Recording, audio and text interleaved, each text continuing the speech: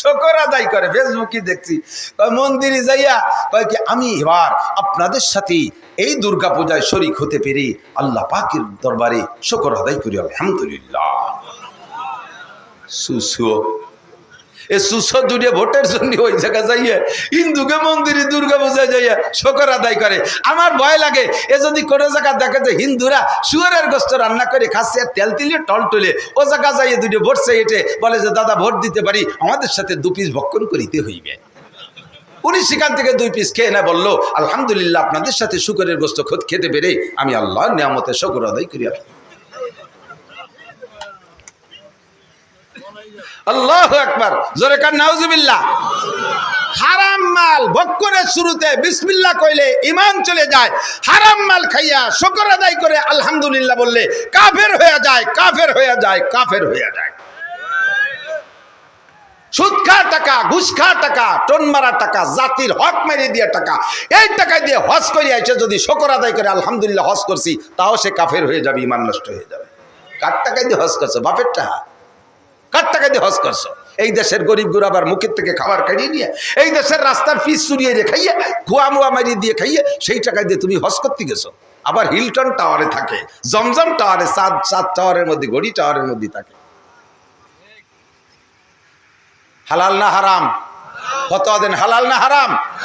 কিয়ামতের আগে উম্মতের স্বভাব হবে দেখতে মনে হয় যেন গায়ে 30 পারা কোরআন শরীফ, অথচ সে পায়খানার পোকা খুঁটে খায়। হালাল হারাম, হালাল হারাম বাসা খুঁটা নাই। এইটা কিয়ামতের আলামত। 2 নম্বর দেখছো। 3 নম্বরটা কি দেখলাম? কয় 3 নম্বরটা দেখলেন হলো, শুনতেছেন আপনারা? হুজুর যা বলছে এগুলো কি বাকি আছে না রানিং হয়ে গেছে? সবাই কয় না একটাও বাকি আছে, সব চালু হয়ে গেছে। 3 নম্বরটা কি দেখলাম? কয় ভালোবাসার পুকুর ভরা পানি। আমি পুরুষ, আমার সিনার ভিতরে একটা পুকুর আছে, ভালোবাসার পুকুর, মহাব্বতের একটা পুকুর আছে। এই পুকুর ভরা পানি আছে। এই ভালোবাসার পুকুরের পানি উচিত ছিল পাশের পুকুরে আগে পড়বে, যেটা খালি আছে। 1 নম্বরে আমার মা, আমার আব্বা, আরে আমার স্ত্রী, আমার সন্তানরা, এরপরে আমার ভাই বোন। কথা বলেন ঠিক কি ঠিক না? আমার প্রতিবেশী, আমার পাশের পুকুর এরা। এই সমস্ত জায়গায় আমার মহাব্বতের পানি পড়ে তিত্তিরেয়া। 3 নম্বর পুকুর শাওড়ির পুকুর, শ্বশুরের পুকুর, আরে শালির পুকুর, শালার পুকুর। ওই কোথায় কোথায় যায় দূরে দূরে এক এক পুকুরি যাইয়া সেই জায়গা গপ গপ করে টাকা পড়ে। বিদেশের থেকে টাকা কামাই কইরা বাইরে বাইরে অ্যাকাউন্টে জমা রাখে, শ্বশুরির অ্যাকাউন্টে জমা রাখে, শাওড়ির অ্যাকাউন্টে জমা রাখে, শালির অ্যাকাউন্টে জমা রাখে। ভরা পুকুরের পানি ওই জায়গা যাইয়া পড়ে পাশের পুকুরে। ভাই বোন কান্নাকাটি করে, তাকে 10টা টাকা দেয় না। ভাই বোন ওষুধের টাকা চায়, তাদের দেয় না। কথা বলেন না কেন? শাওড়িরে 12,000 টাকা দিয়ে শাড়ি কিনে দিয়ে দিস মা, মারে কাজ আমার শাওড়ি একখান থুয়ে গেছে, ওহেন পড়ো। মা কয় বাবা আমারে দিবিনি? কয় আমার শাওড়ি একখান রেখে গেছে, ওইখান পড়ো। আর শাওড়িরে নতুন একখান দিছে। কত বড় দাতাল চিন্তা করতে পারেন? তুই কি তোর শাওড়ির দুধ খাইয়ে বড় হয়েছিস? তুই তোর শাওড়ি কি তোর গুড় খেতা ধুইছে কোনোদিন? মা তোমার গুড় খেতে ধুইছে, পায়খানা ধুইছে, মা তোমার পেটে রাখছে, 2.5 বছর মায়ের রক্ত মাংস চুষে খাইছো। এ জায়গা তোমার পুকুরের পানি পড়ে না, পানি পড়ে যে 3 নম্বর পুকুরে। এইটা তুমি দেখেছো আমার সাহাবী, স্বপ্নে তুমি এই দেখেছো কিয়ামতের আগে উম্মতের স্বভাব এমন হবে। কতক্ষণ? আল্লাহু আকবার। এগুলো সবই কিয়ামতের আলামত। নিয়ামতের স্বাদ তুলে নেবে, ভালোবাসা উঠে চলে যাবে। যে জায়গা ভালোবাসা হওয়া দরকার সে জায়গা হবে না, ভালোবাসা হবে অন্য জায়গায়। উলাইকা কাল আনআমি বাল হুম আদাল্লু উলাইকা হুমুল গাফিলুন। মাঝে মাঝে বলে থাকি, কোরআন শরীফের আয়াতে বলে 1 শ্রেণীর মানুষ পশুর মতো হয়ে যায়, 1 শ্রেণীর মানুষ পশুর মতো হয়ে যায় যারা তাদের কানরে কাজে লাগাই নাই, চক্ষুরে কাজে লাগাই নাই, ব্রেনরে কাজে লাগাই নাই। যা শোনা দরকার তা শোনে না, যা দেখা দরকার তা দেখে না, যা বোঝা দরকার তা বোঝে না, বোঝে যায় যত উল্টোটা। এই সমস্ত মানুষ মানবতার কাতারে থাকে না, মানবতার থেকে নেমে তারা পশুর মতো হয়ে যায়। কি পশুর মতো হয়? কেউ কুত্তর মতো হয়ে যায়, কেউ শুয়োরের স্বভাব হয়ে যায়, এর ভিতরে সাপের স্বভাব আসে। কথা কন না কেন? কের ভিতরে বান্দরের স্বভাব হয়, কের ভিতরে বাঘের স্বভাব এসে যায়। যেই মানুষের মধ্যে যেই প্রাণীর স্বভাব উপলব্ধি করা যাবে, যার ভিতরে যেই প্রাণীর স্বভাব দেখা যাবে, ওই মানুষগুলো কিয়ামতে ওই প্রাণীর রূপ নিয়ে জাহান্নামে যাবে। কেউ শুয়োরের চেহারায় জাহান্নাম, কেউ কুত্তর চেহারায় জাহান্নামে যাবে, কেউ কুত্তর চেহারায় জাহান্নামে যাবে। আল্লাহ কয় উলাইকা কাল আনাম, এই মানুষগুলো চতুষ্পদ জন্তুর মতো।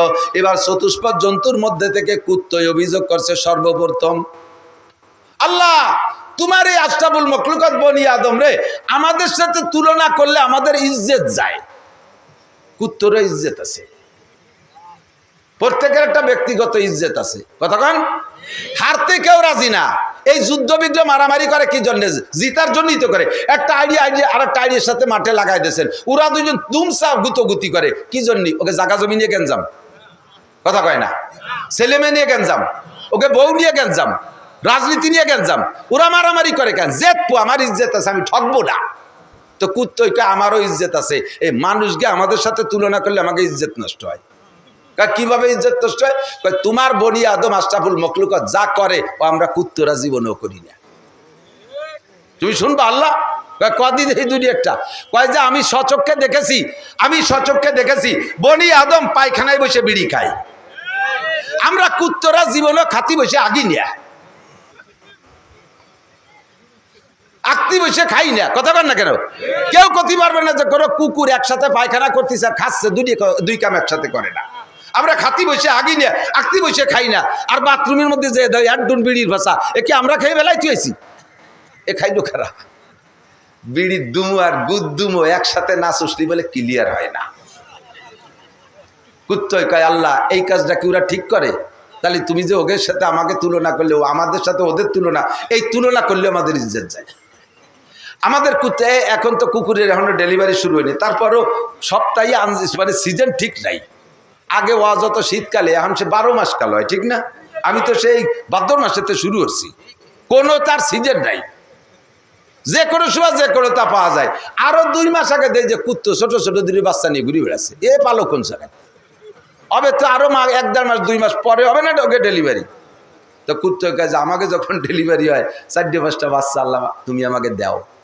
সেই ছেলে মেয়ে নিয়ে আমরা কত কষ্ট করি। তা আমাদের নামে তো কোনো ভিজিএফ কার্ড নেই, আমাদের নামে সরকারি কোনো বাজেট বরাদ্দ নাই। এই বাড়ি বাড়ি দাবর দুবর খাই, গাই গুতো খাই, সাইডে খেয়ে দিয়ে আসি, একটু দুধ হয় খেড়ের ফেলার তলে। আমাকে ঘর বাড়িও নাই, ছেলে মেয়ের কোনো শীতকালে জাঙ্কি গেঞ্জি খেতা মেতা কোনো তা নাই, একটা প্যাম্পাস ট্যাম্পাস কিনতে পারি না, এই নিয়ে থাকি। তো এই বাচ্চা কাচ্চাগুলো যতদিন ছোট থাকে বহুত বংশীয় কুত্তো আমাকে অফার দেয়, ফোন দেয়, মিস কল দেয়, ডাইরেক্ট কল দেয়। বড় বড় অফিসার কুত্তো, বংশীয় কুত্তো, খুব শিল্পপতি কুত্তো, এরা আমাদের অফার দেয়, ফোন দেয়। আমরা তখন মা কুত্তরা ওদেরকে ধমক দিয়ে তাড়াই দিই, ছাড়, আমার এই ছোট মোটো তুই কোন জায়গায় যাবো? আমার এগুলো এখন ইনকাম করে খাওয়া শেখে নাই, প্রতিরোধ ক্ষমতা অর্জন করতে পারে নাই, এরা আত্মরক্ষা ক্ষমতা অর্জন করতে পারে নাই। এখনো বিভিন্ন প্রকার আপদ বিপদ আছে, বড় কুত্তো দেখলে গিয়ে মাইরি দড়ি ফেলে, বহুত ঝামেলা আছে। আর আমার এই পোলাপান তুই আমারে এখন কোনো জায়গায় যাওয়ার কোনো সময় নাই, আগামী কাতি মাসে দেখা করবি। আমি এই কয়ে সরাই দিয়ে আমাকে বাচ্চা কাচ্চা তুইয়ে যাই না, এতটুক বোধ আমাদের আছে। তোমার আশরাফুল মখলুকাত বলে তুমি যাকে গল্প দাও যে এরা ফেরেশতার চাইতে দামি, এরা এর চেয়ে দামি, ওর চেয়ে দামি, তোমার এই আশরাফুল মখলুকাতের স্বভাব দেখো। মা 6 মাসে বাচ্চা ফেলাইতে প্রেমের টানে আর এক জায়গা চলে যায় মুসলমান হইয়া। কতক্ষণ 2 বছরে বাচ্চা ফেলাইতে চলে যায়, 3-4টে ছোট বড় ফেলাইতে চলে যায়। এ কাম আমরা কুত্তরা করি না। আর সেই মানুষকে আমাদের সাথে তুলনা করো, ওতে আমাকে ইজ্জত যায়, কুত্তকে আমাকে ইজ্জত যায়। কতক্ষণ ফেরিয়ালার সাথে লাইন করছে, দুলাভাইয়ের সাথে লাইন করছে, গার্মেন্টস ম্যানের সাথে লাইন করছে, ছোট বাচ্চারে মারিয়ে ফেলাই দিয়া, আরে খালি ফেলায় না, বাচ্চারে মা নিজে জবাই করে দিয়ে আরেকজনের সাথে চলে যায়। কুত্তই কয় এই কাম আমরা করি না। বাঘে কয় আমরা যত বড় হিংস্র হই না কেন এই কাম আমরা করি না, ঠিক কিনা? এবার কও তুমি কি কবা? আগে তো কইছে ওরা আমাকে কুত্তর মতো, এবার কও কি কবা? আল্লাহ কয় তাও আমার কাছে আছে, কি কব? কও কয় উলাইকা কাল আনআমি বাল হুম আদাল্লু উলাইকা হুমুল গাফিলুন।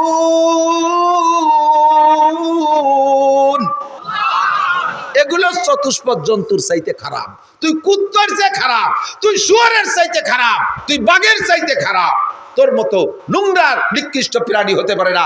সুম্মা রাদাদনাহু আসফালা সাফিলিন, এই গোষ্ঠীর আমি লাস্টে সমস্ত প্রাণীর চাইতে নিকৃষ্ট বলে ঘোষণা দিলাম, যাদের ভিতরে মানবতা নাই। এটা গেছে কিভাবে? ভালোবাসা জায়গা মতো রাখেন নাই, 3 নম্বর জায়গা যে ভালোবাসা করতে গেছেন। এরপরে ভালোবাসারে জিন্দা করার জন্য আবার 14ই ফেব্রুয়ারি একটা দিবস বানাইছে। সারা বছর আকাম করে বেড়াবা, 14ই ফেব্রুয়ারি একটা ভালোবাসা করে সারা পৃথিবীব্যাপী ভালোবাসা দিবসের নাম দিয়ে লক্ষ লক্ষ জাইরুর বাচ্চা পয়দা দিচ্ছে। আকাম করে হারাম ভাবে গর্ভধারণ করাইয়া যারো সন্তান কলি টেডি কলি জুত হয় না, ও জাইরুর বাচ্চাই কোথায় কতক্ষণ জাইরুর বাচ্চা পয়দা দিচ্ছ। আসল ভালোবাসা ঠিক থাকলে নকল ভালোবাসা দিন ঠিক করা লাগে না। আরে এদিক খেয়াল করেন, সারা 14 মাসের কি বলে 12 মাসের ভিতরে 12 মাসের 13 মাসের 12 মাসের 11 মাস 29 দিন ভালোবাসা ছিল উল্টো পাল্টা, আর একদিন উনি ভালোবাসা গড়তে আইছে। এরই কয় কি ভালোবাসা? আল্লাহ আল্লাহ হেফাজত করুক, জোরে কানা আমিন। তো এইটা কিয়ামতের আগে ভালোবাসা তুলে নিয়ে যাবে। এখন দেখেন না, বাইতে বাইতে কোনো সেদিনকে দেখলাম ফেসবুকে দেখতেছি, মাঝে মাঝে ফেসবুক আমি ওই কমেন্ট দেওয়ার জন্য দেখি, ফেসবুকে লিখতে টেকতে দিছে ভাই না, ছোট ছোট পাঙ্কু পোলা পান উরে পাণ্ডিত্য ঝাড়ে এই ফেসবুকের ভিতরে। আহমদ শফি হিসাবও কিছু না, দেশের এই ছোট ছোট মাদ্রাসার ছাত্ররা এত জ্ঞান গর্ব আলোচনা ফেসবুকের মধ্যে দেয়। ওর মধ্যে দেখতেছিলাম বাইতে বাইতে মোহাব্বত, এত গভীর মোহাব্বতে নামে পড়ছে যে গড়ের আর ছাদের থেকে মাঝখানে সমান বেড়া দিয়ে অল করে নামাই নিয়ে আইছে, উঠোনের অর্ধেক ভাগ করে ফেলাইছে।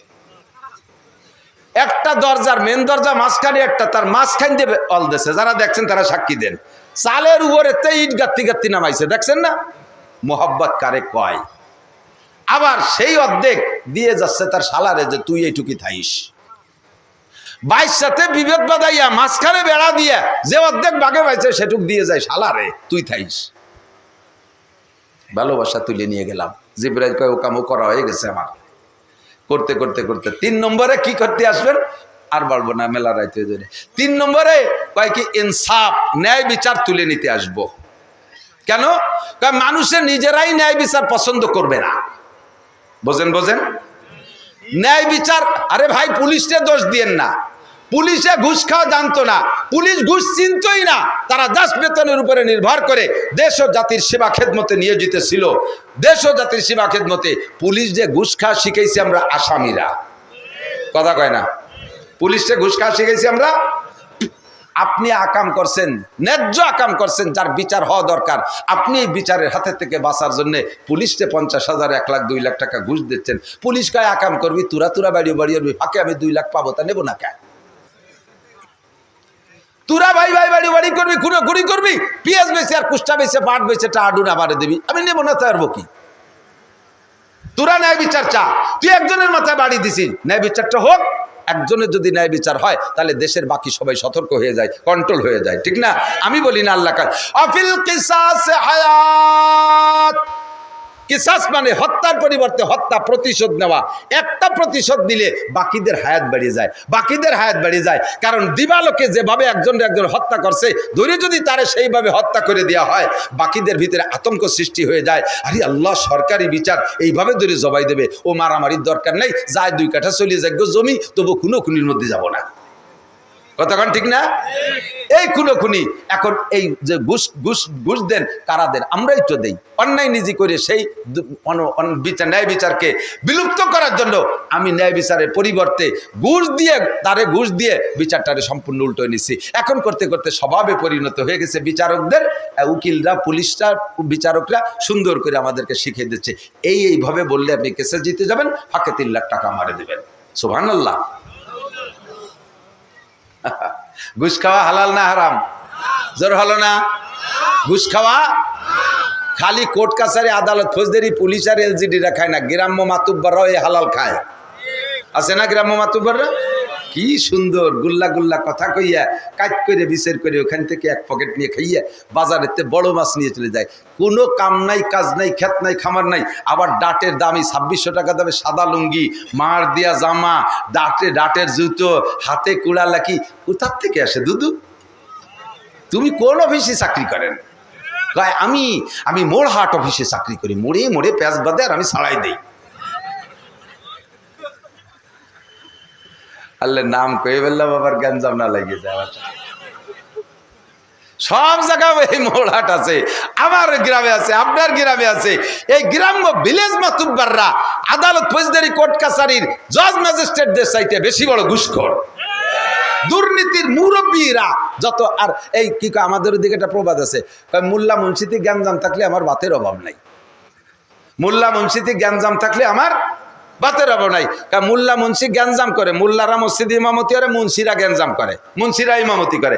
এই তো মসজিদের ইমাম এরা ছিল না, মোল্লা আর মুন্সি। তা মোল্লা আর মুন্সিতে জ্ঞানজাম বাঁধছে, সবাইকে মোল্লা মুন্সি বাদ। ফাঁকে ইমামতি করবে কিনা, আমি এবার ইমামতি এর বাদ খেয়ে বেড়াবো। তো দেশে মোল্লা মুন্সির জ্ঞানজাম বাধায় রাখতে পারলি, এ মাতুব্বারকে আর লুঙ্গির অভাব হয় না, আর বড় মাছ কেনার অভাব হয় না। কতক্ষণ যত দুর্নীতি, মিথ্যা, যত অন্যায় এই বিচার করে। এই ইনসাফ তুলে নিয়ে গেছে জিবরাইল আইসা, কারণ তোমরা নিজেরাই দুর্নীতি পছন্দ করো, কাজেই দুর্নীতিবাজ মাতুব্বার তোমাদের জন্যই যোগ্য। এটা তোমাদের জন্য সেট করে দিয়ে গেলাম। যাইতে যাইতে সময় লেগে যাবে, যে ওয়াজ করবো তার একদিক চলে যাচ্ছে, এদিক তাকান, খেয়াল করেন। 10 নম্বরে যাইয়া জিবরাইল 10 নম্বরে একটা কাজ করব, সেটা হলো আমি কোরআন শরীফের ভিতরের থেকে অক্ষর তুলে নিয়ে যাব। হুজুর সেই সময় চমকা খাই উঠছে, ও জিবরাইল এই যে করো না জিবরাইল, কারণ এতে একটাও তার আমার মাতুব্বাড়িতে করি না। আমার আগের থেকে আল্লাহ লিস্টই দিয়ে দিয়েছে, আমার কিয়ামত হওয়ার আগ পর্যন্ত আমার কি কি ডিউটি আছে। আপনার পরে আমার এই কাজগুলো করার অর্ডার আসমান থেকে আছে। আমি লাস্ট ফিনিশিং কোরআন নিয়ে যাব। কেন নিবা কোরআন শরীফ? যখন উম্মতে কোরআনের সম্মান দেবে না, কোরআন পড়তে চাবে না, ঘরে কোরআন যত্ন করবে না, ঘরের ভিতরে ইংরেজি বাংলা বই পুস্তক পেপার পত্রিকার টেবিলের উপরে জায়গা পাইছে, শোকেসের মধ্যে জায়গা পাইছে, তাদের জন্য আবার কি বলা হয় এই ওয়াল ক্যাবিনেট বানাইছে, তার ভিতরে সুন্দর করে ইংরেজি বাংলা বই পুস্তক সব আছে। কোরআন শরীফ খানে জায়গা পাই নাই, তারে নিয়ে তুইছে মাছার পর কুলার উপরে, চুলার পিঠি যে মাছা সেই জায়গার তাকের উপরে, ভাত খাওয়ার ওই জায়গা একটা র্যাক, তার উপরে কোরআন শরীফ নাই, তার গায়ে জামা নাই, তার গায়ে বাইন্ডিং, তার ভিতরে পাতা ছিঁড়ে যাচ্ছে, উড়ে উড়ে পায়খানার দ্বারে চলে যাচ্ছে পাতা। কোরআনে ওই জায়গায় বসে বদদোয়া করে, রব্বুল আলামিন কি করব, দেখো তোমার বান্দারা কি করে। কিয়ামতের ময়দানে কোরআনে নালিশ করবে, আর কোরআনে নালিশ করবে হুজুরির কাছে, আর নবী আল্লাহর কাছে বলবে, নবী পাক বলবে, রব্বি ইন্না কওমি ইত্তাখাযু হাদাল কুরআনা মাহজুরা। আল্লাহ আমার উম্মত কোরআন পড়ে নাই, কোরআনের ইজ্জত করে নাই, কোরআনের সম্মান করে নাই, কোরআন পড়নেওয়ালারে দাম দেয় নাই, কোরআনের সাথে আমার কোরআনের সাথে বেইজ্জতি করেছে, অপমান করেছে কোরআনকে। আল্লাহ তুমি এর বিচার করো। আল্লাহ দুনিয়ায় থাকতে খেয়াল করেন, যাদের বাড়ি কোরআন আছে যত্ন করেন না, পড়েন না বাবা, বছরে এর মধ্যে একটা পৃষ্ঠা খুলে পড়েন না, ঘরের ভিতরে কোরআন পড়নেওয়ালা বানাবেন। কোন পরিবার আছেন বলতে পারবেন? আপনাদের বাড়ির 7-এর উপরে যাদের বয়স আছে বুড়ো পর্যন্ত, পরিবারের সব সদস্যগুলো কোরআন শরীফ পড়তে পারে, এরকম পরিবার কয়জন আছে? আল্লাহর ফজলে আমার পরিবারের ভিতরে শুধু আমার প্রতিবন্ধী ছেলেটা ছাড়া, আর আমার ওই নাতি ছেলে 2 বছর বয়স, এছাড়া বাকি আমার পরিবারের সব কোরআন শরীফ পড়তে পারে। 4টে ছেলে 1টা মেয়ে আমার হাফেজ হয়ে গেছে, রমজানে তারা কয়েক খতম কোরআন পড়ে। আমি কোরআন পড়ি, আমার ওয়াইফ ও সংসারের হাজারো কাজের ভিতরে বছরে 1-2টা কোরআন খতম করে। আপনি কোরআনের সম্মান করবেন, কোরআনে আপনারে সম্মান দেবে। কোরআনে আপনারে সম্মান দিলে ভাতের অভাব হবে না, চাকরির অভাব হবে না, ব্যবসায় মার খাবেন না, খেত খামারে মার খাবেন না।